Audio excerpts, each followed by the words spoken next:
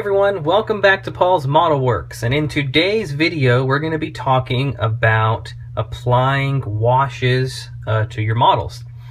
This is the chassis to the Revell London bus that I've been working on, and in my last video where I showed you guys the engine and you guys seen that I had applied kind of an oily grease type wash to that. I was asked how I go about doing that, and you know, how do I apply it, what do I use to apply it, and stuff like that.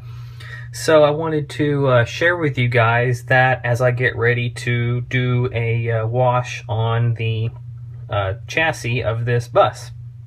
Now, the underside of these buses were painted in like a silver color. I believe it was put down for a protective coat on the bottom of them. And so the silver underside is not a typical color. So that is why this thing is painted this way. But anyway, we're going to start out here applying a wash to this. And we're going to start right here in the center with the transmission. What I use for this is I have the Create Effects. This is the Testors Create Effects, an enamel stain. This is the oil and grease color. Now this technique that I'm going to show you guys should still work with whatever wash you're using, whether it's an oil-based, enamel, or an acrylic-based wash. This technique should still work, as all these washes will apply basically the same way. I also have in my little glass here, I have a little bit, just a very small amount of enamel thinner. And this is going to be important because this is what you're going to use to kind of spread your wash around. And if you get a little too much in one spot, what you can use to you know, reduce it a little bit and make it look a little less in the areas that you want. So once again, we're going to start right here with the transmission, and I really don't just go ahead and flood an area with the wash. You know, it's best to start out small, and you can always add more later on if you need to. You know, and then if you do get a little too much on there, then you can use the thinner to kind of pull that back. So just get a little bit on your brush. You don't need a whole lot. And you just kind of want to just brush it on. I mean, you don't have to try and follow the cracks or crevices or anything. Just brush the wash on, and it will on its own, with that, you know, capillary action, it will kind of flow into the areas that you would want it to naturally. So you can just kind of go along.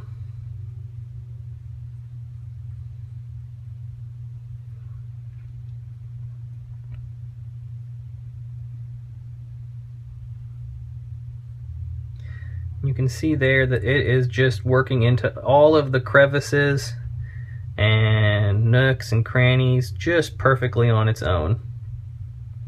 I'm not trying to be too perfect with this because it doesn't really matter. Because when you've got, you know, oil and grease stains and things going on in the real world, well, that's just how they are. They don't go in any particular order. They don't land in any certain spot. They just go wherever they go. Alright, so you can see there that I have got that on there. Now one thing you can do is, if you've got a little too much on there, take yourself another brush and just get a little bit of thinner on it. So that's what I've got here, and you can use any brush. It doesn't have to be a wide one like this. This is just an extra brush that I have, and you can just kind of brush, you know, over it just a little bit, and that'll kind of pick up a little bit of the wash with it, and just kind of take off. If you've got a little too much in one area and you want to thin it down or take a little bit off, then you can do that with a little bit of thinner. And there you go. So that's pretty much how you want to apply, and then you can, you know, go on from there. We can apply down into the drive shaft here, into the bearing. And these washes will add a whole nother dimension to your model. It'll really give it some life. What it's doing basically is just giving that level of depth to your model by taking the areas that are recessed and just making them look even darker, darkening the lines and everything. Really brings a model to life, especially an engine or a chassis or something like that. So yeah, that's, I mean, it's super easy. This same technique can be used for enamel, oil, or even acrylic-based stains and washes, and they're going to react the same way. If you thin them down before you do this, then you're going to even get more capillary action, where it's going to start running into the cracks and crevices and things. It's just kind of your own preference once you get to that point. But yeah, don't be afraid to try out a wash. Really don't. And, you know, give it a go, because you really can't mess up.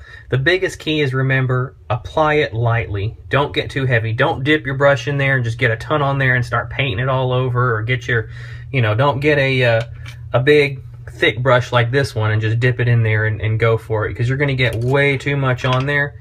And then you're going to spend all your time trying to clean it out and get it out, and it's not going to work so well. So you want to make sure you start out with a smaller brush and just apply lightly.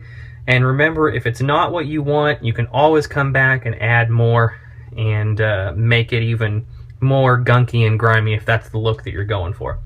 So hopefully that will help some of you guys out that are wanting to know more about washes and how to apply them. It's really simple. Just give it a go, give it a try, and I don't think you'll be disappointed.